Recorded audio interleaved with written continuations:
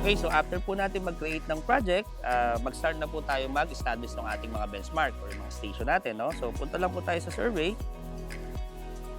point survey.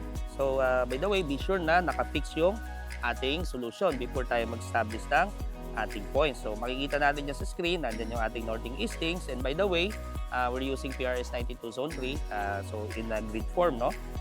Okay, so first, lagay lang po natin yung starting point natin.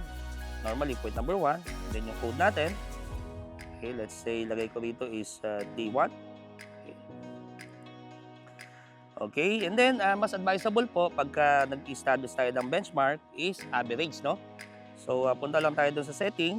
And then, hanapin lang natin yung average GPS count. Okay. So, select lang natin 5. Kung meron po tayong bipod, pwede pong mas matagal. Pero since I'm not using bipod, so doon lang po ako sa 5 seconds. No? Okay, so click natin confirm. Okay, and then punta tayo doon sa ating first point. So, averaging means yung system is magre-record ng 5 beses and then i-average na po yung pinaka-center nun. So, kung meron tayong konting movement, mas makukuha pa rin natin yung mas accurate na measurement, especially kung wala kayong iPad. Okay, so ito po yung ating measure button. So, pwede nyo pong ilipat yan kung saan kayo mas komportable. So, babol ko lang.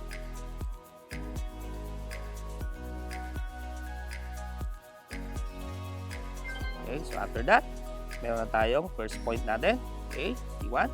Then, punta tayo doon sa ating second point. Sa ating T2.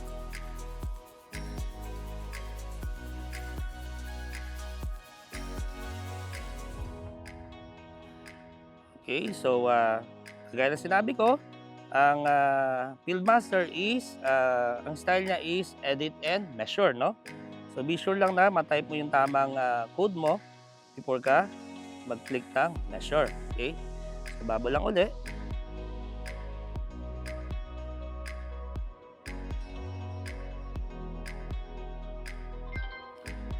Okay, so meron tayong T1, T2. So kung halimbawa po, wala kayong makita sa screen, click nyo lang po itong pangalawang icon sa bottom. Okay, automatic po magse-center siya sa ating screen. Okay, so by the way, yung mga display type natin, pwede po nating iset yan. No? So punta lang kayo sa setting. Okay, then dito sa display, so select nyo lang po yung mga gusto ninyong i-display sa screen ninyo. No? And then you can also change the color, kung anong color ang gusto ninyo. Okay.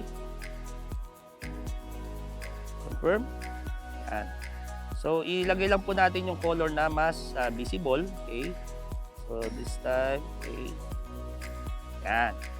So, bahala po kayo kung ano yung gusto niyo or yung mas convenient sa mata natin dyan sa ating display. Mas maganda po kasi, mas kompleto yung detalye. Nandyan yung point name, nandyan yung code. Kung gusto niyo nakaka-view din yung elevation, you can also do that. Right?